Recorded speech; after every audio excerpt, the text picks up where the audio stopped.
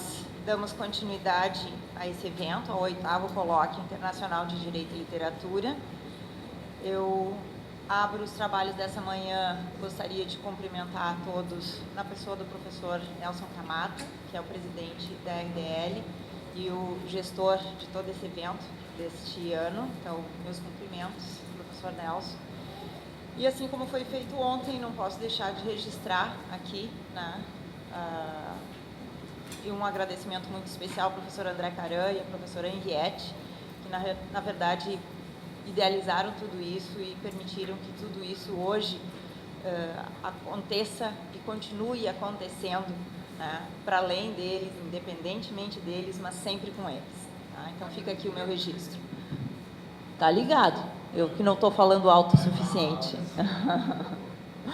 Bom, dito isso, esse painel intitulado Direito, Literatura e Narrativas Distópicas tem como painelistas desta manhã a professora Alicia Ruiz.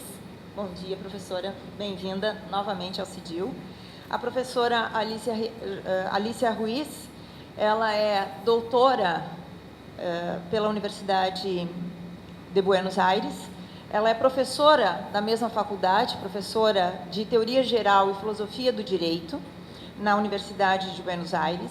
É também magistrada do Tribunal Superior de Buenos Aires, no qual coordena uma oficina sobre gênero, lá no Tribunal Superior. E também, né, é já membro desse CIDIL. Tá? Também compõe esse painel o professor Jacinto Coutinho, que é, né, hoje professor aposentado da Universidade Federal do Paraná, também procurador do Estado do Paraná. Atualmente é professor do programa de pós-graduação em Ciências Criminais da PUC Rio Grande do Sul e também do programa de pós-graduação da Faculdade de Damas do Recife, coordenador do grupo Direito e Psicanálise, né, da Universidade Federal do Paraná, e advogado. Né? Nas horas vagas todos carregam pedras, então, como vocês bem podem ver, são autores de livros e diversos artigos, dos quais nós recomendamos que vocês leiam, porque a fala deles continua naquilo que eles escrevem também, então a gente sempre reforça que vocês possam ler o trabalho desses professores. Só algumas diretrizes aqui. Esse painel tem como tema, embora ontem à noite nós tenhamos falado, tem como tema Direito, Literatura e Narrativas Distópicas. É importante a gente referir que as distopias foram criadas exatamente como uma contraposição, um contraponto a um outro tipo de literatura, né, de gênero da literatura, que são as utopias, que tem Thomas More, então, um dos principais ícones do gênero das utopias, que idealizavam uma sociedade, né, alegre, feliz, igualitária. Isso fez muito sucesso no período do Renascimento, século XVI, mas depois foi quase que substituída por um outro tipo de narrativa, uma narrativa exatamente no sentido contrário, tá? Lembrando que essas narrativas elas têm por objetivo, né, provocar um exercício de reflexão sobre a realidade. E essas narrativas distópicas têm o século XX como um ambiente bastante fértil para a construção desses imaginários que são absolutamente contrários às utopias, né? Lembrando que utopias do grego significa o não lugar, né? Vejamos agora como nós vamos trabalhar com as distopias num contexto de reflexão do direito e literatura. Acho que podemos começar pela professora Alicia. Pode ser, professor Jacinto? Então, professora Alicia, bem-vinda.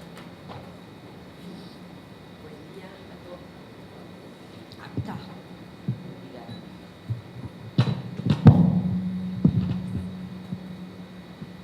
Ahí se escucha bien.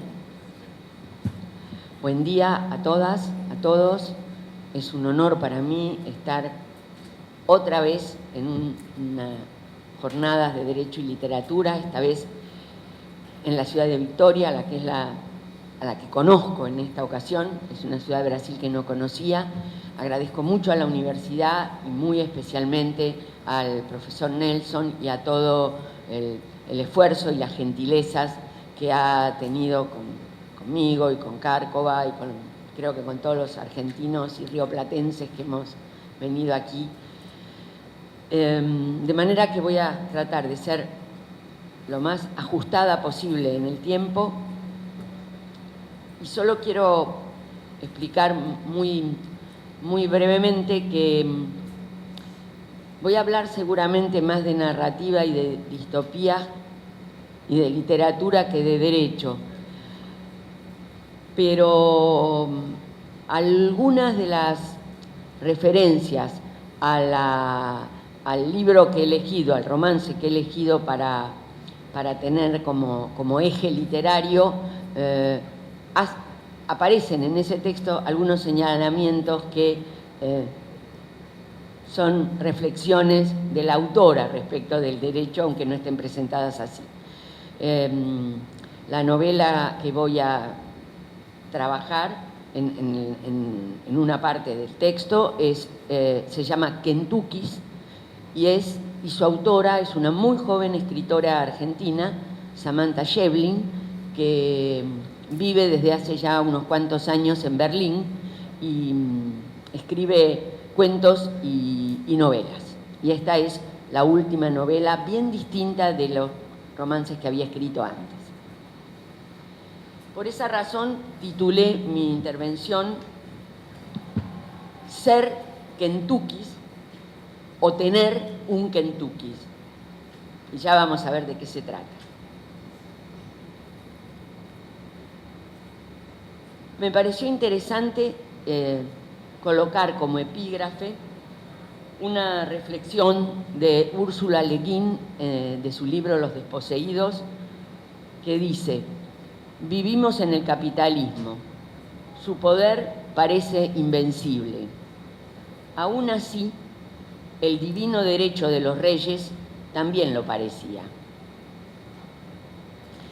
Desde muy pequeña me rodearon los mundos distópicos, los que soñaba o los que inventaba en mis juegos. No eran mundos felices y daban miedo.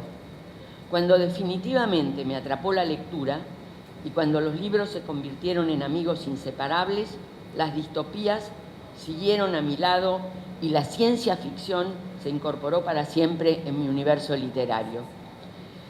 Una colección, revista, publicada en Buenos Aires, que se llama Un Minotauro, y que se publicó entre los años 60 y 70, me hizo conocer a Bradbury, a Lovecraft, a Ballard, a Philip Dick, y después llegaron Orwell, Jack London, Huxley y muchos otros. Cito desordenadamente porque la acumulación de los años vividos hace difícil seguir un orden. La literatura, el cine, las series televisivas se sumaron y resulta que hoy una de mis cabezas es pura distopía. Digo una de mis cabezas porque siempre supe que tenía varias, como Medusa, para poder guardar algún orden en mi memoria, que no es muy buena. No hay distopías que tranquilicen ni den paz. Son tan atrapantes como enloquecedoras. Dibujan una realidad que a veces ya pasó, pero aún emerge de tanto en tanto, o una realidad que está por venir. El autor puede escribir o filmar en presente, pero el lector casi siempre tiene la posibilidad de levantar la mirada y convencerse de que ese no es su presente. Esto es lo que creí durante mucho tiempo. No soy crítica literaria ni una licenciada en letras. Soy abogada y vuelvo sobre lo dicho. Una lectora adicta, en particular, a la literatura de ciencia ficción o a las distopías. En los comienzos de la modernidad, muchos temían el apocalipsis y otros, como Tomás Moro, se ilusionaban con un gobierno mejor en el futuro. La utopía es un sin lugar que podrá volverse real en el futuro y ese optimismo utópico adquirió formas distintas en el pensamiento del siglo XIX. Curiosamente, el primero en usar la expresión distopía fue John Stuart Mill. Y se me ocurre que Hobbes hace una inversión interesante. Se sitúa en un mundo distópico e intenta salir de él. a través del derecho. Tal vez se pueda volver a pensar sobre esto. Por otro lado, solo quiero apuntar que el derecho fue para los filósofos políticos del siglo XVIII y, por cierto, dejaron su impronta en Occidente y en la concepción liberal hasta nuestros días, una vía de escape, una forma de salvación, un camino para no quedar sumidos en el terror y en el desorden que tanto le preocupaba a Hobbes cuando escribió sus textos. Sin embargo, creo poco en la utilidad del derecho como sistema de reglas para fines tan complejos, pero eso abriría otra discusión. Decía que el presente distópico del autor es pasado o futuro para el lector, y esa diferencia es la clave que permite soportar la narración y casi gozar del pánico que produce. No placer, gozo. Una evocación, casi una anécdota personal. Yo trabajaba como abogada traballista a poco de haberme graduado y como todo profesional recién recibido debía estar 7:30 de la mañana en la primera audiencia del día que figuraba en la agenda del estudio que me había contratado. Desde mi casa hasta los tribunales tardaba alrededor de 1 hora entre el bus y el metro. Salía preocupada por no llegar tarde, y en esa época leía Lovecraft, leía los mitos. Durante semanas, hasta que tuve que dejar mi ejemplar en la biblioteca porque perdía la noción de dónde estaba, porque me costaba respirar, porque los que me rodeaban se iban transformando y había otros que emergían de las profundidades y el encierro agobiaba. Y esas sensaciones me perseguían cuando caminaba por la calle y entraba en tribunales. Otro mundo de terror, como es bien conocido. Buenos Aires, entre dictaduras, terrorismos de Estado y distopías, ¿cuál era la realidad? Se me hace difícil, como dije antes, seguir el hilo de mi relación con las distopías. Muchas de ellas transpolan experiencias políticas que encuentran sentido en la búsqueda de nuevas formas de organización social o exhiben los horrores de lo que conocimos o de lo que está por venir. 1984, El Señor de las Moscas, La Naranja Mecánica, Ensayo sobre la ceguera, Un mundo feliz, y podríamos nombrar mucho más. Y luego mencionaría, digamos, 2 series de distopías muy al día, como fue, mejor dicho, la antecesora, que era Una dimensión desconocida, y Black Mirror en nuestros días. Pues bien, el segundo punto de mi texto se llama Algoritmos y Kentuckys. La tecnología abrió una nueva dimensión a la distopía. La interacción entre tecnología y cultura, la supresión de la distancia espacial como impacto tecnológico, la multiplicación incesante de la realidad social en las pantallas, los procesos de digitalización, la inteligencia artificial, la robótica, el control cada vez mayor y total de la privacidad, la realidad empírica gradualmente roída y sustituida por simulacros y puestas en escenas más mediáticas y digitales, nos coloca en la sociedad del espectáculo, de un espectáculo absoluto, como decía Debord. En alguna medida, la dependencia de los dispositivos portátiles, el entretenimiento televisivo, las redes sociales, la navegación en Internet, se ofrecen como una inyección de adrenalina cibernética full time, y la vida transcurre dentro de las pantallas y propone tramas, percepciones, modos de experiencia que explican la tecnoadicción como una nueva religión en un mundo de digitalización irreversible. El siglo XXI nació, a mi juicio, y coincido en esto con Enzo Traverso que lo dice, como un tiempo marcado por el eclipse general de las utopías, de la corriente cálida de la emancipación colectiva a la corriente fría de la razón económica introducida por el neoliberalismo, de la ciencia ficción a los estudios ecológicos, las distopías de una pesadilla futura hecha de catástrofes ambientales reemplazaron el sueño de una humanidad liberada confirmaron la imaginación social en los estrechos límites del presente. Las utopías concretas de la emancipación colectiva, finaliza Traverso, se convirtieron en pulsiones individualizadas de consumo inagotable de mercancías. Paradójicamente, la felicidad aparece en este mundo como una de las mercancías más difundidas, por obra y gracia del discurso publicitario, ese Dios mercantilista y omnipresente que, basado en la creación de modelos imaginarios de felicidad, invita a los consumidores a sumarse. La publicidad es producción sistemática de ilusión y, por lo tanto, de desilusión, de competición, de derrota, de euforia y de depresión. Y lo que resulta más interesante es que en el ámbito del semiocapitalismo el tema de la felicidad ha traspasado los límites de la publicidad y ha pasado a ser un elemento central del discurso económico. La distopía tecnológica y la imaginación que la acompaña se combinan en nuestro siglo y ya no hay lugar para la proyección hacia un espacio abierto. Lo interior cerrado del cyberpunk, la gran ciudad como la cárcel estrecha que anticipa Blade Runner, el hombre que se une o se hibrida con las máquinas, la realidad física que se une o hibrida con los procesos virtuales, los ordenadores, las herramientas cotidianas de comunicación y saber, el espacio digital, el ciberespacio, ese espacio emergente de la simultaneidad encendida de millones de ordenadores.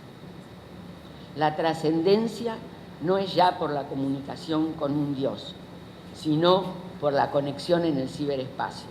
Lo virtual es el mejor entorno vital. En esa economía del futuro, las multinacionales llenaron los vacíos provocados por la desaparición del Estado-nación, lo local es sustituido por lo transnacional, las fronteras geográficas y las distancias espaciales se diluyen, el cuerpo natural, entre aspas, se altera a través de prótesis e implantes y la globalización se expande sin límites. A semejanza de lo que ocurrió con el empleo de las máquinas en la era de la industrialización, la difusión de los algoritmos digitales ha llevado a una reestructuración fundamental a comienzos del siglo XXI. Computadoras y aparatos digitales, protocolos de Internet, bases de datos, procedimientos de búsqueda, todos estos fenómenos, herramientas y objetos son impulsados por algoritmos. Su aplicación es una técnica cultural que transforma nuevamente a nuestras sociedades, produciendo desplazamientos técnicos que hacen crujir la estructura social. Por eso la pregunta es, ¿qué clase de energía social despliega la digitalización? Todos lo sabemos, todo lo que sabemos y cómo lo sabemos es modificado por la digitalización. Nadie esperaba, dice Mercedes Bunz, que los algoritmos empezaran a escribir. Y cuando eso sucedió, en el fondo, tampoco nadie lo notó.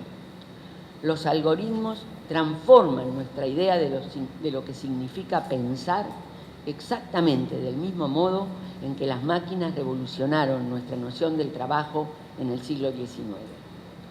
Los algoritmos reorganizan el conocimiento y, si bien tienen límites técnicos cuando procesan el lenguaje, lo que es bien conocido en la jerga de la inteligencia artificial, los llamados algoritmos tartamudos y el largo invierno de la inteligencia artificial es largo, pero no se puede soslayar que poco a poco comienza el deshielo.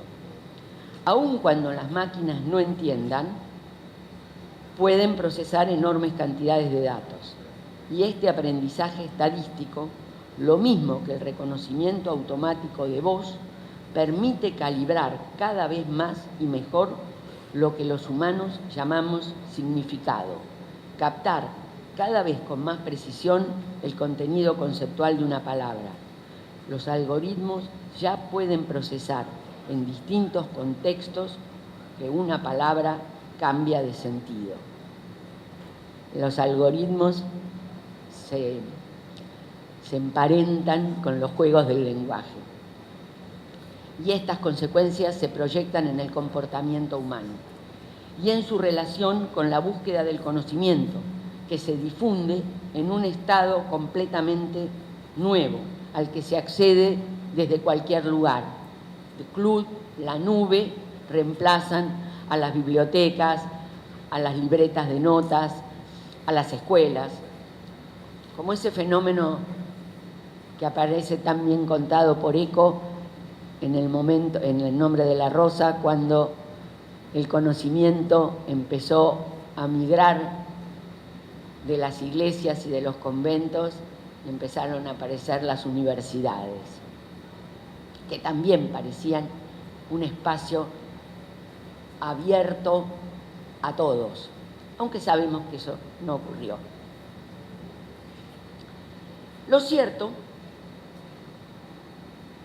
es que lo que la digitalización pone en duda no son solo los patrones tradicionales de la organización de nuestro trabajo. Lo que pone en duda es la relación entre lo humano y la máquina. Hasta donde sabemos, dice Boone, las máquinas no están interesadas en dominar nada. A diferencia de los humanos, parecen no tener intereses. Entonces, ¿de dónde viene nuestro miedo a ser dominados por las máquinas? Las máquinas jamás fueron tan poderosas ni nos amenazan, pero los algoritmos transforman nuestro mundo, introducen nuevos significados, cuanto más profunda es su penetración en él, y tal vez por eso tenemos miedo y hablamos de la contienda o de la competencia con las máquinas.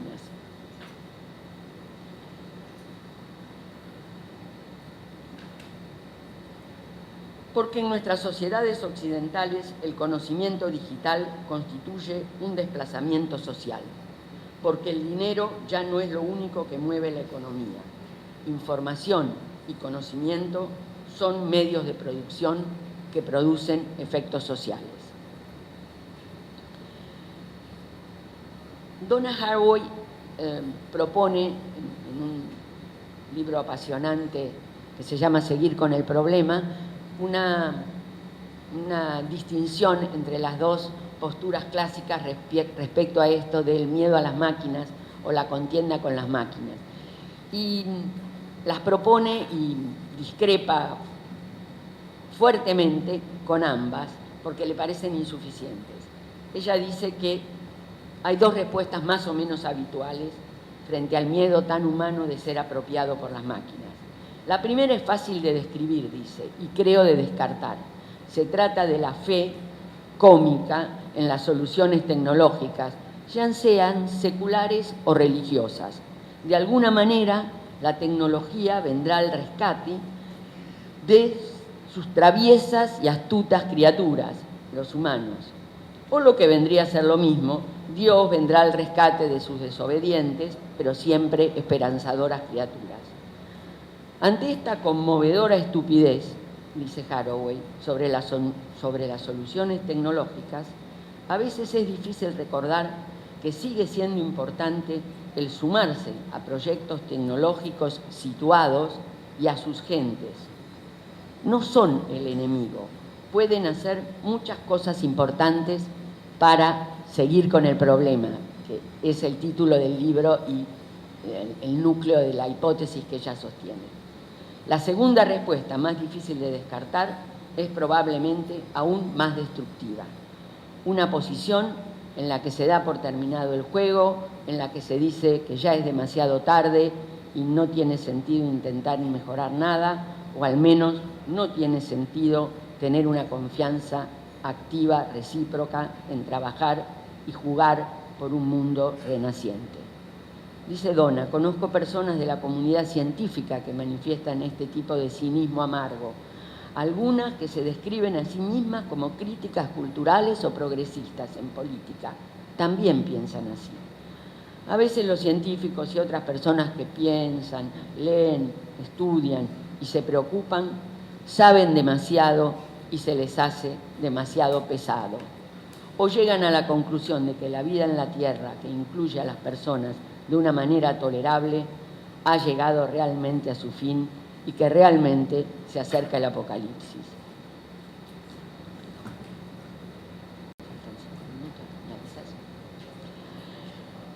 Las distopías siglo XXI entonces tienen como clave la revolución silenciosa de los algoritmos, que transforman el conocimiento, el trabajo, la opinión pública y la política sin hacer mucho ruido. Yo agregaría, también transforman nuestra cotidianeidad, nuestras relaciones, nuestra subjetividad. Y por eso elegí Kentuckys, la novela de Samantha Schweblin. La novela tiene un epígrafe engañoso. Dice: ¿nos contará usted de otros mundos allá entre las estrellas, de los otros hombres, de las otras vidas? Y es un epígrafe engañoso porque en verdad Kentuckys no habla de otros mundos ni de otras vidas, sino de este mundo y de nuestras vidas. Y lo hace con un estilo apasionante y crispado que inquieta y aterra. La novela se asemeja a un rompecabezas, a un juego por armar. Cada capítulo refiere a un personaje, como Emilia, Marvin, Alina, Grigor, Enzo, o a otros, como Titina, Coronel Sanders, etc. Cada uno de ellos aparecen como historias independientes y aisladas que se van completando en capítulos posteriores y de a poco algunos establecen relaciones y vínculos inesperados. La distopía en Kentuckys está aquí, hoy en presente, como los Kentuckys que se incorporan al mundo cotidiano sin ocultarse y con la aceptación y el consentimiento de no sabemos muy bien quién los produce y les permite circular.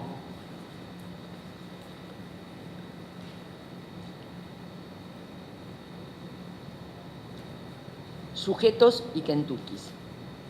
Las distopías del siglo XXI muestran, como lo marca Donna Haraway, que para pensar sobre la rehabilitación, el volver a ser visible y la sustentabilidad en medio de los tejidos porosos y los bordes abiertos de mundos dañados, pero aún vivos y en curso, como el planeta Tierra y sus habitantes, y cuando ni la biología ni la filosofía pueden continuar apoyando seriamente la noción de organismos independientes en entornos, una suma de unidades interactivas, más contextos y reglas, en otros términos, cuando el individualismo limitado o neoliberal no es lo suficiente bueno, figurativa ni científicamente, hace que nos desencaminemos por senderos letales. ¿Cuál es el tipo de pensamiento, se pregunta, que se ha de cultivar en las urgencias demasiado comunes de la avalancha de extinciones, genocidios, pauperizaciones y exterminios de múltiples especies? Urgencias, no emergencias, porque esta última palabra connota algo cercano al apocalipsis y sus mitologías. Las urgencias tienen otras temporalidades y estos tiempos son los nuestros. Estos son los tiempos que tenemos que pensar. Estos son los tiempos inquietantes de las urgencias que necesitan historia, rehusando mirar para otro lado o pretendiendo reducir la urgencia de la Tierra a un sistema abstracto de destrucción causal, como la ley de la especie humana, mayúscula, o el capitalismo indiferenciado. En estos tiempos de la acumulación salvaje y el capitalismo fragmentario, del tipo que ya no puede prometer progreso, lo que caracteriza las vidas y muertes de todos los bichos terranos es la precariedad, el fracaso de las mentirosas promesas del progreso moderno. Tiempos en los cuales la extinción no es un punto ni un evento singular, sino un límite extendido, una cornisa que se ensancha. Es una muerte lenta y prolongada que descose grandes formas de continuidad para muchas especies del mundo, incluso para personas históricamente situadas. Si este es un señalamiento adecuado del mundo que nos toca, la distopía del siglo XXI obliga a volvernos sobre él y los sujetos. ¿Qué pasa cuando el excepcionalismo humano, el individualismo limitado, esos antiguos clichés de la filosofía y la economía política occidentales se vuelven impensables aún para las mejores ciencias, naturales o sociales, seriamente impensables? Desde el imperialista siglo XVIII, agrega Haraway, las ciencias biológicas han sido especialmente poderosas, fomentando nociones sobre los habitantes mortales de la Tierra. El Homo sapiens, el humano en tanto especie, fue un producto primordial de estas prácticas de conocimiento. ¿Qué pasa cuando este prototipo ya no alcanza?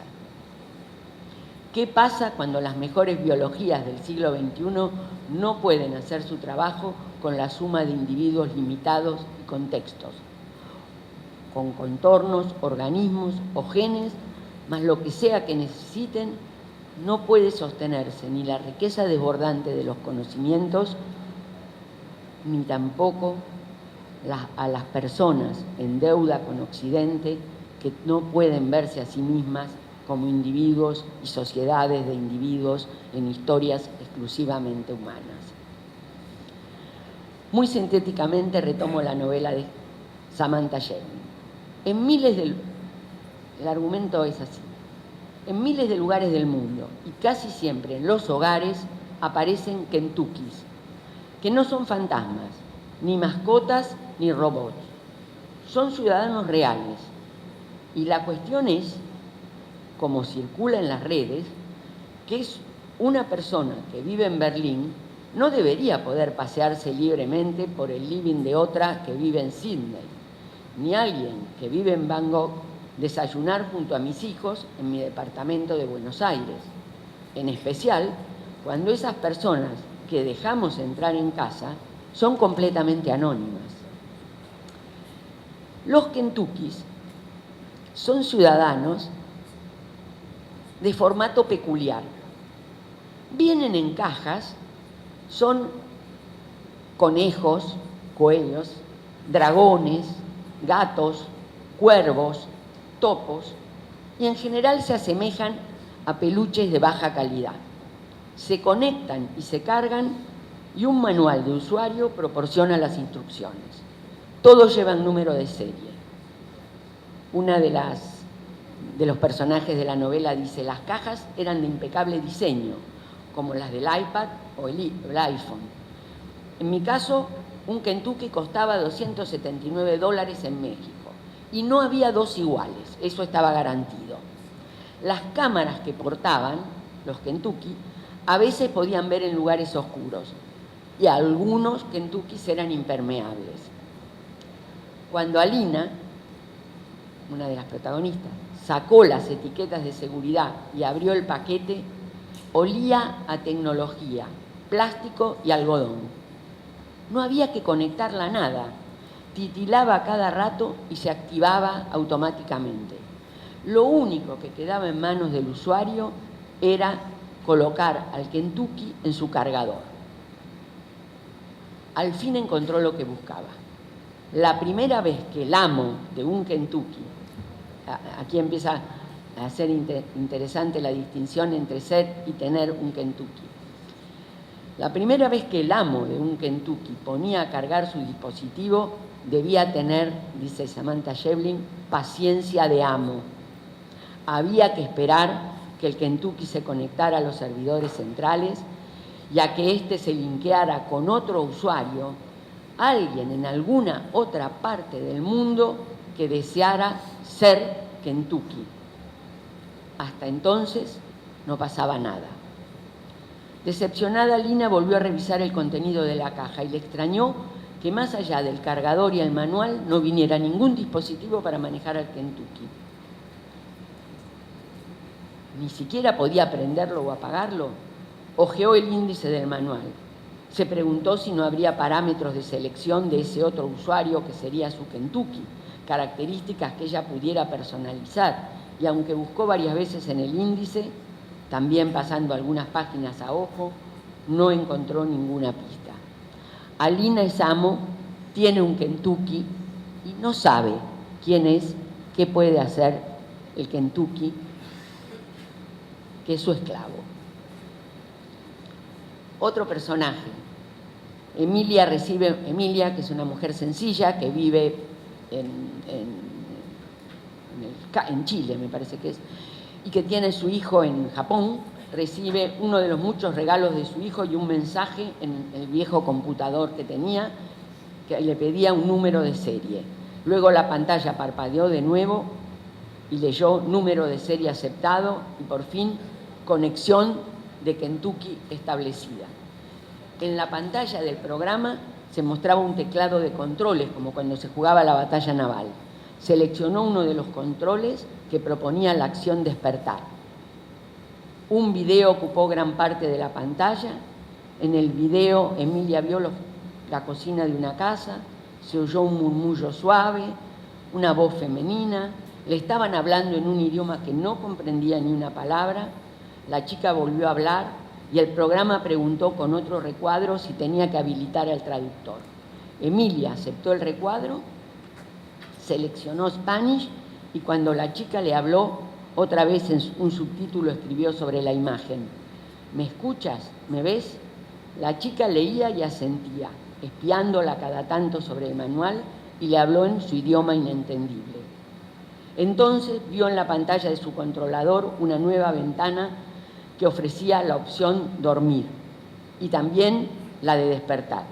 La chica volvió a hablar, ya no estaba en cuadro, pero el traductor le escribió de todas formas en español a Emilia: esta eres tú, eres una linda conejita, dijo la chica. ¿Te gustan las conejitas? Ni los amos pueden elegir quiénes son sus Kentuckys, apenas su aspecto, ni estos a sus dueños. ¿Qué tipo de persona elegiría ser Kentucky en lugar de tener un Kentucky? Alguien dice, podría ser una persona que se sintiera sola en la otra punta de América Latina, o un misógino viejo y verde, o un depravado, o alguien que no habla español. En un principio no hay forma de comunicarse, pero de a poco los usuarios, siendo Kentucky, alcanzan algo parecido a una conversación.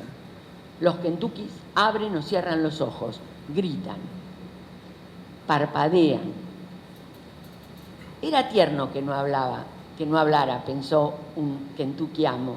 Una buena decisión de los fabricantes. Un amo no quiere saber lo que opinan sus mascotas.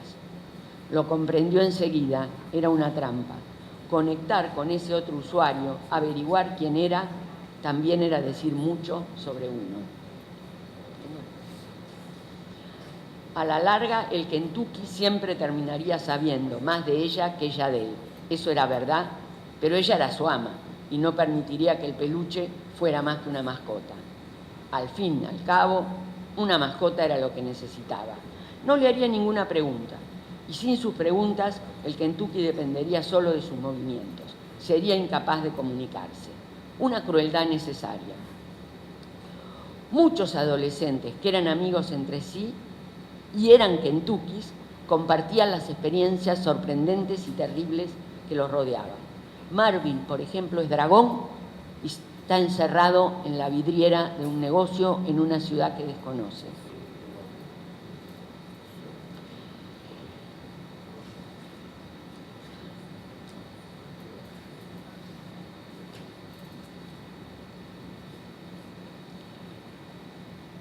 A mí, Emilia, la conejita, aprende muy rápido que la caducidad de los Kentuckys está programada, porque si la batería llega a cero, se pierde la vinculación de los usuarios y nunca más puede recuperarse. Con la desconexión, la tarjeta de ser Kentucky se perdía y también se perdía el Kentucky.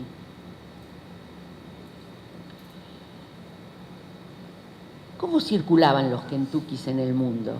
Este es otro costado inquietante de la novela. No se sabe quién lo fabricaba, ni quiénes lo distribuían, pero muy rápidamente apareció lo que denominaríamos un tráfico irregular de Kentuckys. y el personaje que encabeza que protagoniza ese papel en la novela se llama Grigor, que entendía lo siguiente: la circulación de los Kentucky no está regulada aún, pero el negocio crece de manera exponencial. Y Grigor se dedicaba a eso. No era ilegal, pero en cualquier momento la regulación aparecería. Grigor pensaba mientras que había que buscar cómo incrementar los beneficios. Modelo capitalista funcionando de una manera perfecta. Tarde o temprano, reflexiona, aparecería alguien con más capital y mejores contactos. Regular no era organizar, sino acomodar las reglas a favor de unos pocos. Las empresas se apoderarían pronto del negocio que había detrás de los Kentucky y la gente no tardaría en calcular que si se tiene el dinero, mejor negocio que pagar $70 por una tarjeta de conexión que se encendería al azar en cualquier rincón del mundo, era pagar 8 veces más para elegir en qué lugar estar. Había gente dispuesta a soltar una fortuna para vivir en la pobreza unas horas por día. Y estaban los que pagaban por hacer turismo sin moverse de su casa, para pasear por la India sin sufrir ningún inconveniente digestivo, o conocer el invierno polar descalzos y en pijama. Había oportunistas para quienes una conexión en un estudio de abogados de Doha equivalía a la oportunidad de pasearse toda una noche sobre notas y documentos que nadie debería ver. Estaba el padre del chico sin piernas de Adelaide, que hacía solo 3 días le había pedido una conexión a un amo de buen trato que practicara deportes extremos en lugares paradisíacos. Pagaría lo que fuera, decía en su correo. A veces los clientes no tenían tan claro lo que buscaba y Grigor trataba de orientarlos, ejerciendo secretamente el don de la ubicuidad. También los afectos y las ansias de libertad se empiezan a hacer sentir en los Kentuckys.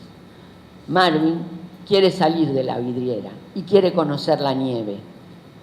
Y está dispuesto a correr el riesgo de quedar muy lejos de su cargador o de que su cargador se desconecte definitivamente, pero quiere pisar la nieve. Pisar la nieve desde su cuarto, en su casa, en la ciudad en la que vive, a través de ese que es y no es él y que quiere salir de la vidriera.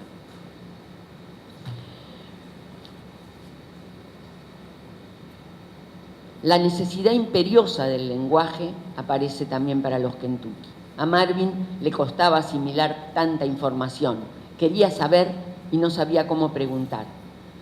Y si él únicamente podía usar su Kentucky en la noche de ese otro mundo, porque lo podía hacer, estaba en la otra punta del universo, así que lo podía hacer en las horas en que no le vigilaban ni él estaba con su computadora realizando sus tareas escolares, nunca conocería a su verdadero amo, al hombre que lo había encendido.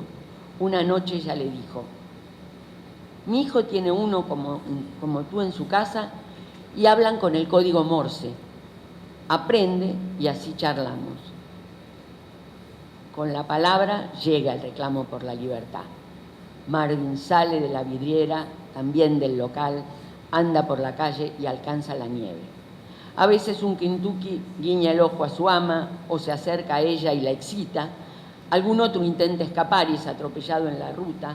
Las y los Kentuckys se enamoran de sus amos o de otros Kentuckys y son desactivados, mueren, sufren, hasta se suicidan y son asesinados. El aislamiento y la soledad son, en este romance, datos comunes que incrementan el temor y la angustia del lector que vive esas muchas vidas en un estado de confusión. El fenómeno de la despersonalización aparece en algunos momentos. Sin embargo, hay una extraña forma de subjetividad que se desdobla y se confunde en esa dicotomía entre tener y ser Kentucky. La propiedad sobre las cosas es la propiedad sobre otros humanos, como la expresión más extrema de la propiedad, y la lejanía del otro apropiado y la ignorancia acerca de quién se trata, revela un estar en el mundo que abarca a humanos y kentukis. Un estar en el mundo en el cual amos y kentukis se comunican, se aman, se odian, se destruyen. Samantha Schweblin pone en acto otra forma de narrar la distopía, cuando nos exige como lectores que incorporemos a los kentuki a la realidad que nos describe. Y esto es crucial para el pensamiento. Samantha Schweblin y su propuesta es, como diría Donna Haraway, crucial para la práctica del pensamiento, que debe ser un pensar con, contar cuentos, importa qué pensamientos piensan pensamientos, importa qué historias cuentan historias. Establecer la realidad y la vívida especificidad de un lugar historiado por kentukis es, en mi opinión, un gran logro semiótico material. Narrar no puede ser continuar poniendo en el cajón del excepcionalismo humano toda la posibilidad de hacer historia.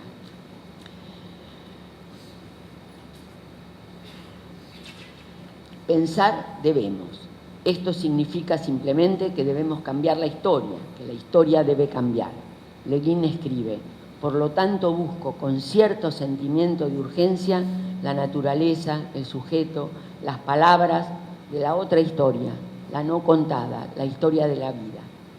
Tal vez al menos por ahora, y si la urgencia no nos arrasa, la única posibilidad, sea esta la única posibilidad de no sentir como Alina, uno de los personajes, cuando al final de la novela, y rodeadas de kentukis a los que quiere exterminar, siente y piensa: estoy tan rígida que siento mi cuerpo crujir, y por primera vez me pregunto, con un miedo que casi podría quebrarme, si estaba de pie sobre un mundo del que realmente no podría escapar.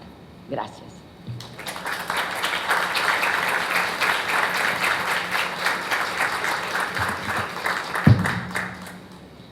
Encantadora, professora Alicia. Então, sem mais delongas, professor Jacinto. Bueno, eu, antes de tudo, queria saudar minhas companheiras de mesa, essas duas grandes musas, duas divas, a professora Ângela Espíndola, de Santa Maria, uma diva de Santa Maria, da Boca do Monte, e que encanta a todos nós. E, claro, a professora Alicia Ruiz, que é uma fonte de inspiração sempre. Isso é verdadeiro, tanto é verdadeiro que nós somos loucos para ler esse livro, né? O Bendito do Chuck, o Novo Kentucky, Kentucky, essa Alicia é sempre assim, cativante, porque as coisas que ela diz, o que ela pensa são fantásticas. Eu queria também agradecer e saudar todos os amigos que estão aqui. Eu gostaria de nominá-los a todos, mas vou deixar, porque nem tempo eu tenho. De toda maneira, irei passar por muitos. Mas não podia deixar de falar do professor Nelson Camata.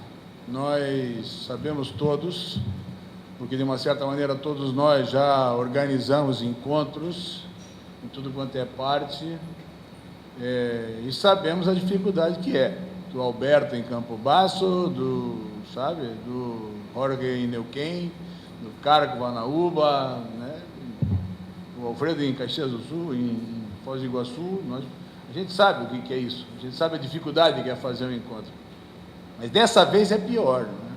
Porque dessa vez nós estamos fazendo um CIDIL numa época em que quem pensa é perigoso, porque é comunista, na cabeça desses idiotas, e o grande esforço é de tomar dinheiro. Tudo que puder para atacar a cultura, atacar a ciência, tudo que puder fazer para destruir quem pensa, coisa que é traço de tirania, mas em todos os casos está acontecendo isso. E Nelson, fique com o nosso agradecimento, o nosso abraço. Cara, nós sabemos a dificuldade que é fazer algo assim, nós sabemos quanto você penou. quanto você sofreu para fazer um treco desse. Quer dizer, oferecer algo assim para uma comunidade é alguma coisa excepcional. Quer dizer, as ofertas não são muitas, mas de qualquer maneira, o que se tem é de uma qualidade baixíssima, e quando você consegue reunir um grupo assim para pensar coisa que preste, isso deu para ver desde ontem, não é? O Lênio, o Marcelo e a Vera, agora a Alicia, é um sintoma da qualidade que se apresenta.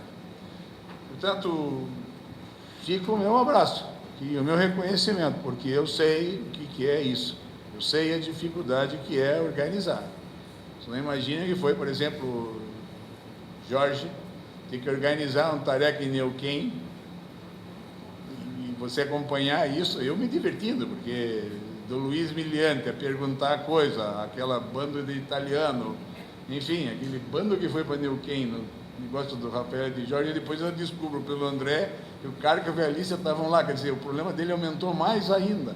Então eu fiquei pensando, quando vi aquele negócio, fiquei pensando, imagine o coitado do Nelsinho Camata, o que não deve estar sofrendo, porque quanto mais forte, né, mais ego, mais dificuldade de você articular tudo. Então, fique com o meu abraço. E depois, queria dizer a você que, sabendo do tempo e do rigor com o qual você é preocupado com as coisas andarem, sabendo disso, eu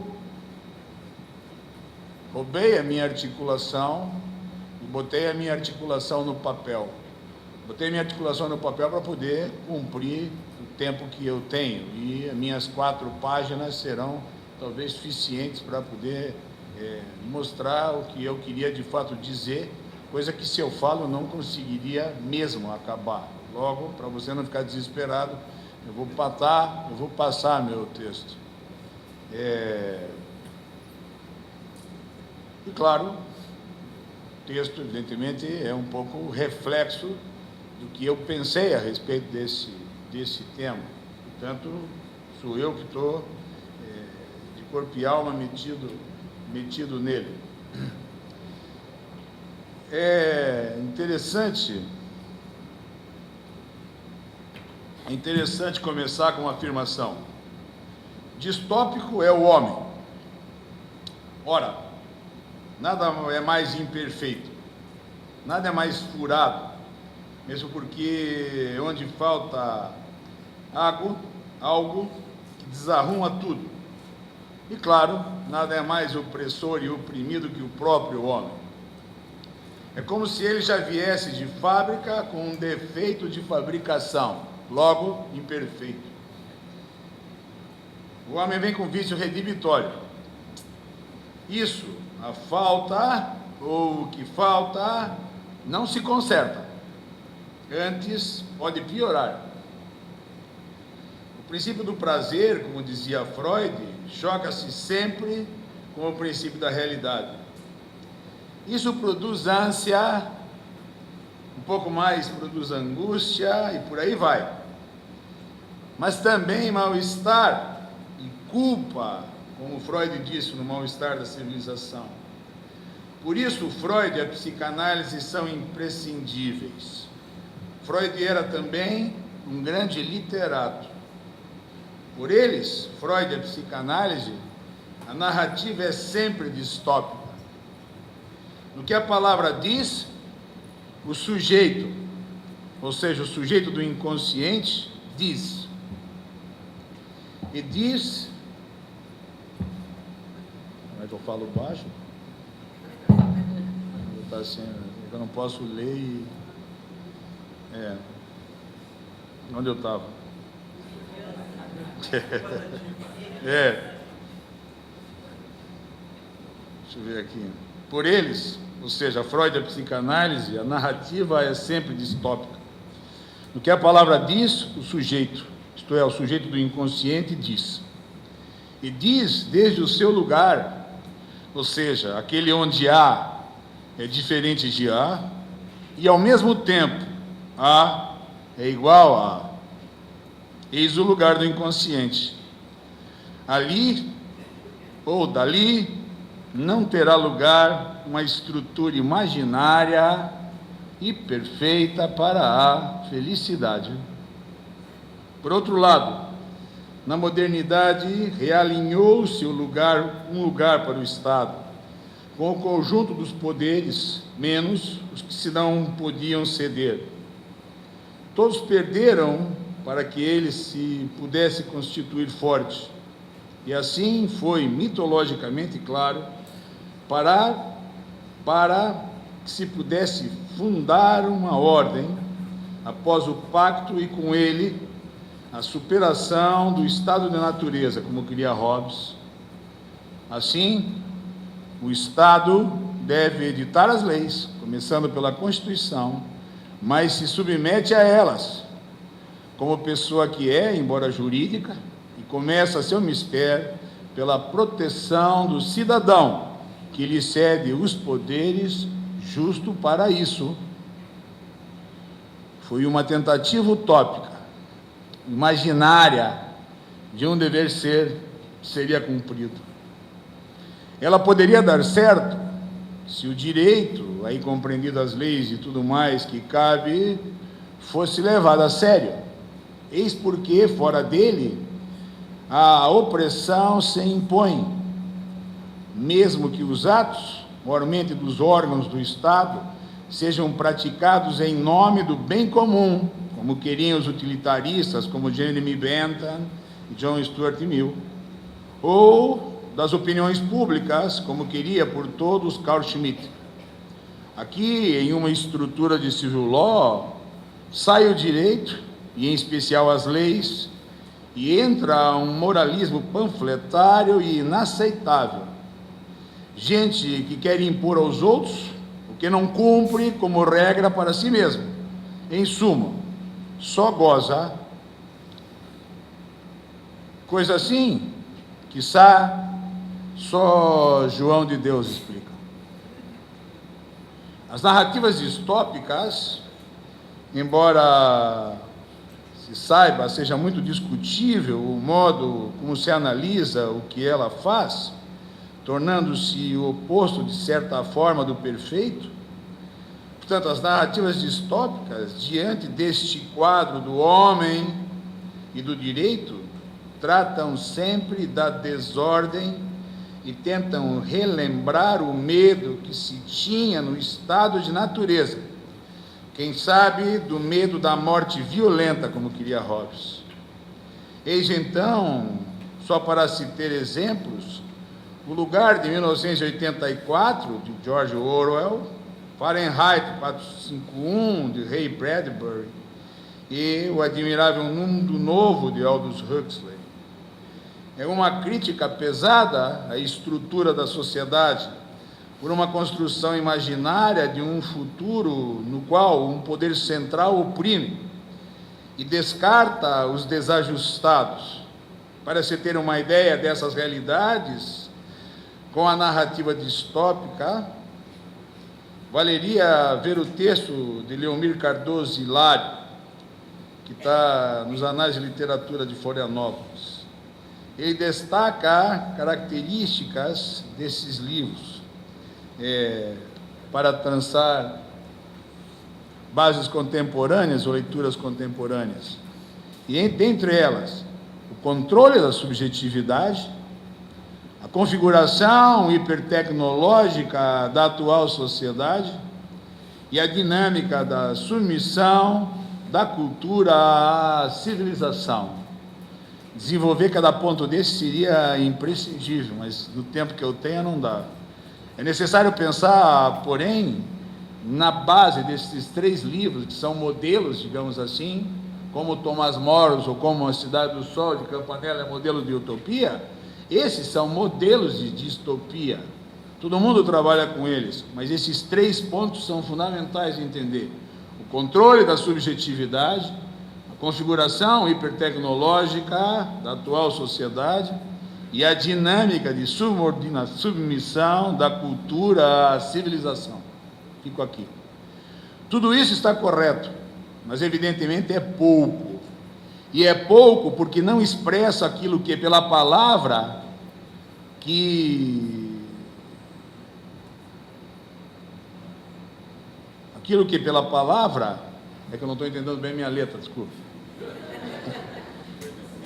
Tem que escrever à mão, pô. Isso é uma honra, vamos dizer assim. Faz uns 25 anos que eu não faço isso. Eu dizia, tudo isso está correto, mas evidentemente é pouco. E é pouco porque não expressa aquilo que pela palavra pode quebrar a desordem, ou a ordem posta lá.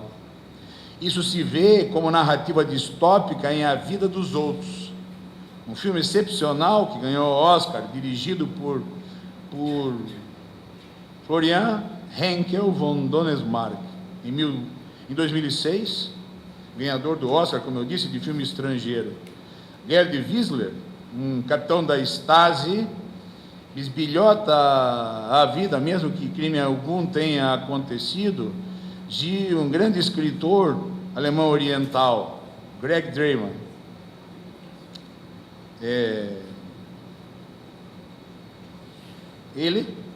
Dele e a relação dele com a namorada, que precisando de remédios se vende sexualmente para o ministro da Justiça, e mesmo assim ele manda que seja investigado. Wissler, porém, um capitão da Stasi, do qual se espera um único comportamento, lá pelas tantas, por algum motivo, começa a se afeiçoar pelos dois, ela pela beleza e ele pelas ideias. Então é um negócio paradoxal, porque aquilo que você pensa de que daquilo, quando você mais espera, não vai sair mesmo, vai. E isso é um negócio impressionante, porque isso só é possível entender dentro de um padrão racional, digamos, estável e coerente, porque outra cena fala ali. Portanto, eis o lugar do inconsciente na narrativa distópica, donde menos se espera, eis que surge a coisa, como se do nada. Isso já se passou comigo na vida profissional, várias e várias vezes em delegacias, por exemplo. Do nada, o delegado resolve soltar o preso. E olhe que nunca mexi com dinheiro e corrupção. Ao contrário, passei a minha vida inteira lutando contra isso, porque isso sim é a desgraça do sistema. Mas de repente, no meio do nada, o delegado que, digamos, tinha todos os motivos para lavrar um flagrante, do nada, sem dinheiro e sem corrupção, entre aspas, se afeiçoa, porque é muito jovem, porque vai ser maltratado no cárcere, porque tem algum motivo, porque é atleticano, coxa branca, sei lá, do nada, pum, lá pelas tantas ele diz, tá bem, isso é porcaria, vamos embora. E você é advogado, o que faz? Sai correndo com o cara da delegacia, claro. Sai correndo, porque não é você que vai pagar a conta do sistema, não é? Enfim,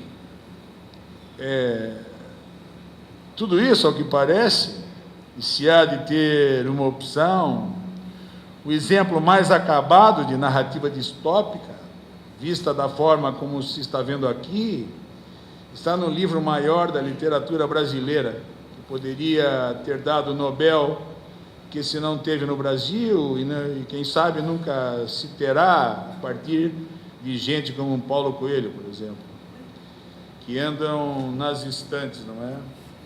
Este livro, o grande livro do Brasil, pelo menos na minha opinião, chama Grande Sertão, Veredas, de João Guimarães Rosa, aquele que todo mundo devia ter lido, e que grande parte do país não leu. De qualquer maneira, gostaria de lembrar aqui as 100 páginas, mais ou menos, do julgamento de Zé Bebelo, porque elas são antológicas. Um verdadeiro capo-lavoro. que nós, no Núcleo de Direito e Psicanálise, discutimos a partir da proposição. Todo ano antes a gente discutia um livro de literatura sobre o qual faríamos interlocuções e interseções do direito com a psicanálise, e por incrível que pareça, a proposta do livro partiu de ninguém mais, ninguém menos do que essa argentina, a professora Alicia Ruiz. Um pouco para vergonha nossa, porque nós poderíamos ter pensado naquilo, mas nós não pensamos. E fomos todos os que tinham lido voltar para Grande Sertão, e para os que não tinham lido, ao prazer, de uma certa forma, martírio, de ler João Guimarães Rosa justo ali. De qualquer maneira, este Capo Lavoro é assim: quando tudo eram trevas, na desordem do sertão, Zé Bebelo deveria ser executado. Eis que Joca Ramiro decide, a pedido dele, vai ter julgamento. Um negócio incrível, não é? Porque num lugar onde todo mundo matava todo mundo, e a vida como que não valia nada, agora o cara diz, eu quero julgamento. E Joca Ramiro decide, vai ter julgamento. Imagine os caboclos lá no sertão, olhando para aquilo e pensando, que cato de julgamento é esse? Vai ter julgamento. Por sinal, Alberto, eu tenho que ler, tem a tradução italiana, é muito boa, porque o João Guimarães Rosa fez, ele acompanhou passo a passo, discutiu 500 vezes com o tradutor italiano, e a melhor tradução do mundo é a do italiano, porque, claro, o cara é cheio de neologismo, e aí complica, é um português difícil para nós, mas a obra é um Capo Lavoro. Enfim, Joca Ramiro, o senhor do bando, vamos dizer, decide que vai ter julgamento. A pergunta é, ora, de onde ele tirou isso? E o meu isso aqui está com I maiúsculo, propositadamente. De onde ele tirou isso? Naquele mundo imaginário, quase de um estado da natureza, quase de guerra de todos contra todos, onde homem era homem e mulher era mulher, de Adorim furava tudo. Eis que ali, de Adorim é uma mulher que se veste de homem e como tal peleia no sertão. Aquilo é uma quebra de todas as regras, é um negócio genial, porque aquilo é uma matriz da gente, não é? De Adorim fura tudo. Eis que ali a palavra como verdade diz na decisão que iria ter julgamento, diz no próprio julgamento, mostrando um devido processo legal, onde contraditório, ampla defesa e presunção de inocência valem, assim como tantos outros princípios e regras que a modernidade nos legou. E diz, com a execução da pena, que não só leva a sério a palavra do réu condenado, como, por certo, não crê na barbárie da morte e outras formas de privação de liberdade, quando do julgamento, para optar pela palavra, entre aspas, pela palavra empenhada. Guimarães Rosa era um gênio e nós já devíamos ter aprendido com ele que a prisão de todo falida ou deveria ser a exceção por definição, em primeira, segunda ou excepcional instância. Mas não, os moralistas seguem fazendo das suas, como piás pançudos ou piás de prédio, como se diz no Paraná, tudo para poderem gozar pelo sofrimento dos outros. Isso, de verdade, nem o João de Deus entende. O João de Deus entende. Já que eu tenho 5 minutos,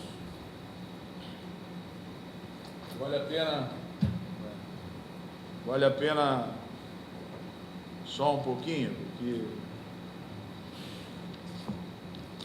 ver alguma coisa daqui.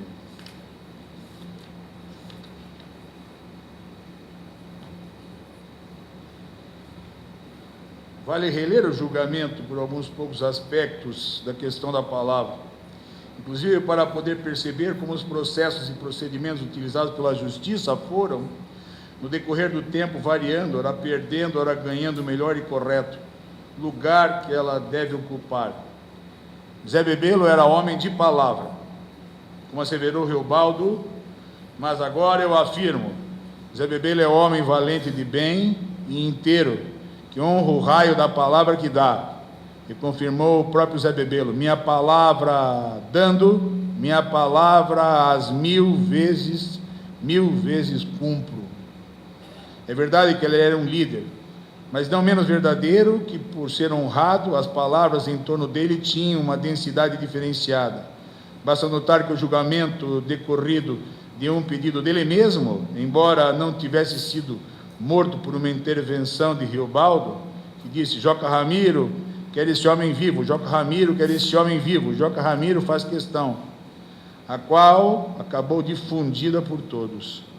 Terminada a batalha e capturado Zebebelo, decidiu-se que ia ter julgamento na fazenda Sempre Verde, do doutor Mirabô de Melo, e com isso colocaram-se todos em marcha por 3 léguas, até o local indicado. Em lá se chegando, armou-se uma cena, todos ao redor de Zebebelo, começando pelos líderes. O que se percebe em seguida é um verdadeiro procedimento em contraditório, por sinal, em algumas passagens, muito mais democrático do que aquele que se tem praticado a Lourdes. Para tanto, basta ver o que se passa após a acusação formulada por Hermógenes. Posso dar uma resposta, chefe? Zebebelo perguntou sério a Joca Ramiro. Joca Ramiro concedeu, mas para falar, careço que não me deixe com as mãos amarradas. Vejam como é interessante, né? O julgamento dos sertanejos, lá no meio do nada. Careço que não me deixe com as mãos amarradas. Nisso, não havendo razão ou dúvida, e Joca Ramiro deu ordem. João Frio, que de perto dele não se apartava, veio de lá, cortou e desatou a manupéia nas juntas dos pulsos, que era Zebebelo ia poder fazer. Vejam, todas as nossas cautelares estão marcadas por isso. O que você pode fazer? Como você pode fugir? Como você pode atrapalhar os julgamentos? Como você pode destruir provas, se todas as provas estão lá, depois de busca e apreensão, depois de interceptação telefônica, depois de interceptação fiscal? O que se pode fazer? Nós não sabemos disso, mas lá no julgamento do sertão eles sabiam, vejam, no lugar onde não tinha julgamento, porque a regra era a morte sem julgamento. Mas quando se instala no julgamento, o peão lá no sertão sabe o que fazer, quem sabe, aspas, por alguma coisa que falhe ali, e quebre, digamos assim, aquela desordem.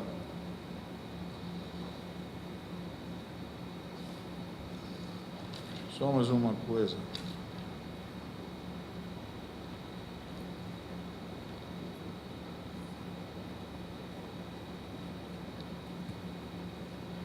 Fazem a acusação, ele se defende. Em seguida, Reobaldo, não mais aguentando, dá um passo à frente, levanta a mão e estala o dedo pedindo a palavra.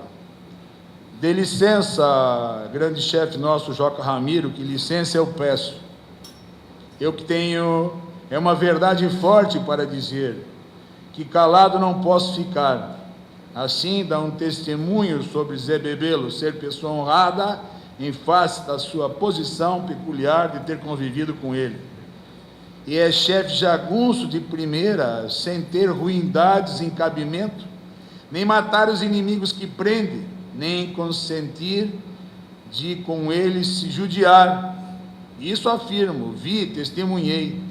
Portanto, que digo, ele merece um absolvido escorreito, mesmo não merece de morrer matado à toa, mas articula pelo caminho certo, ou seja, aquele no qual a palavra faz questão, e diz: a guerra foi grande, durou o tempo que durou, encheu o sertão.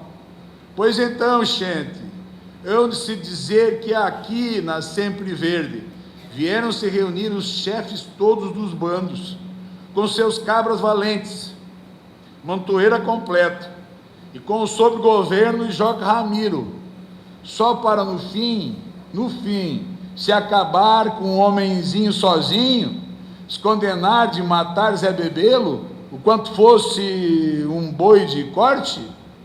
De fato, um fato assim é honra? Ou é vergonha? Para suportar o raciocínio, estão passos de seu candelário, a seus modos responderam: vergonha. A tese em favor de Zé Bebelo parecia consagrada e o processo resolvido, mas não era bem assim.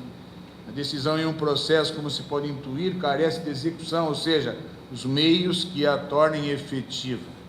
E a execução vem, e Joca Ramiro decide que não vai matar, e pergunta a ele se ele dá a palavra pela sentença que vem pela frente, e ele diz: se eu dou minha palavra, eu cumpro, e a pena sabem qual é?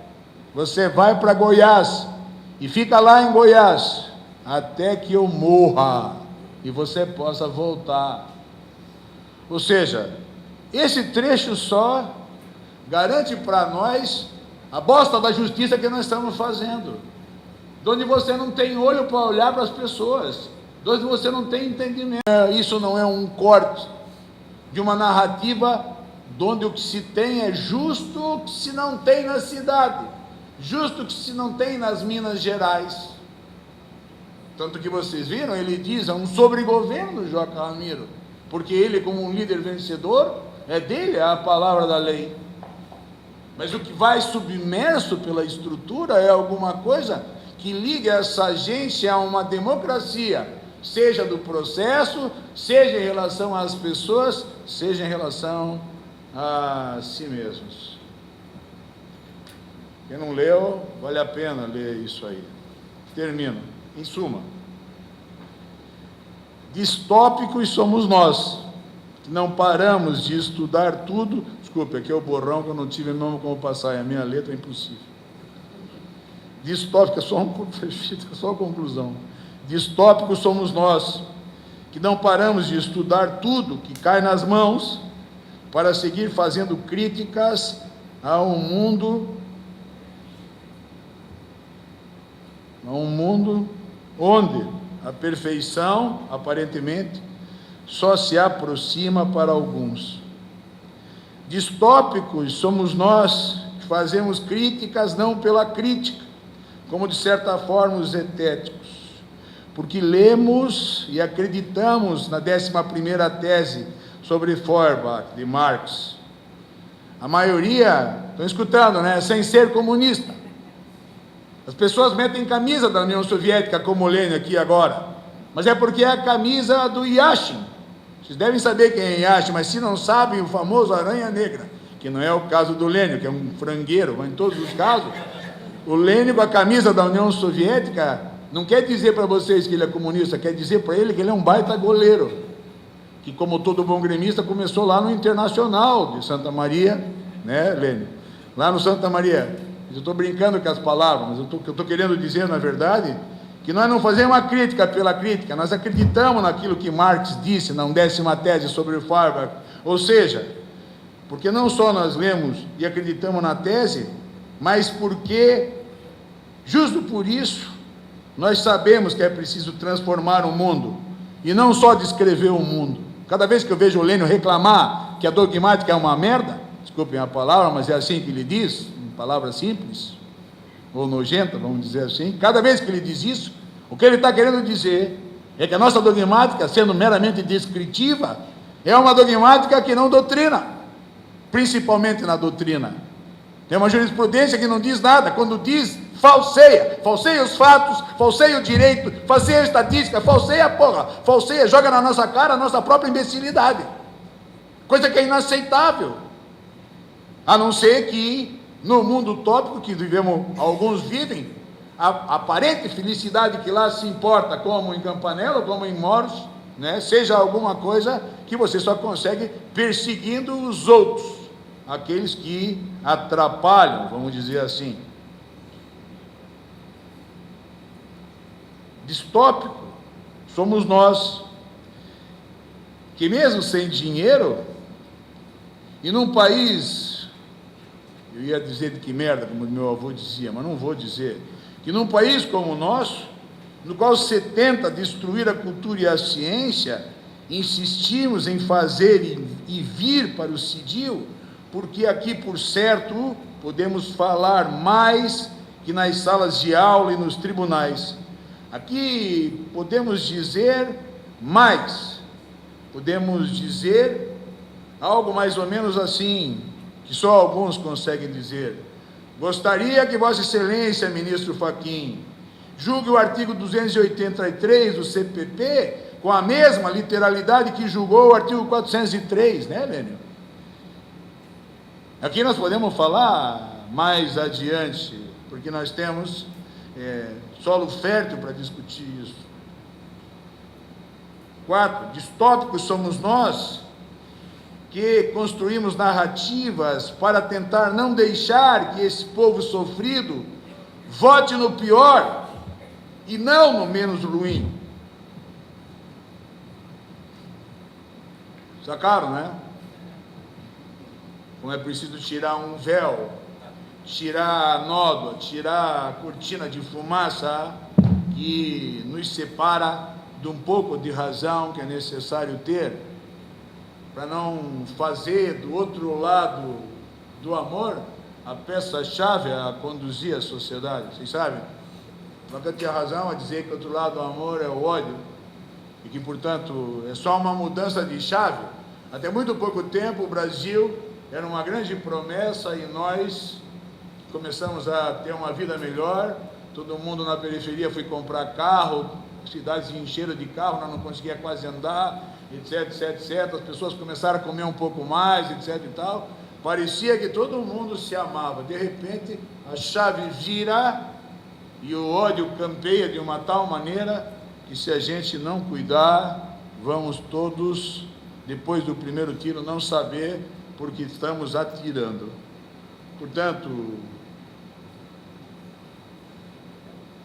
distópicos somos nós, que construímos narrativas que acreditam na paz e aposta no respeito pelo outro enquanto tal, não é? Na sua dignidade, na sua diferença e a partir disso, no amor e na democracia.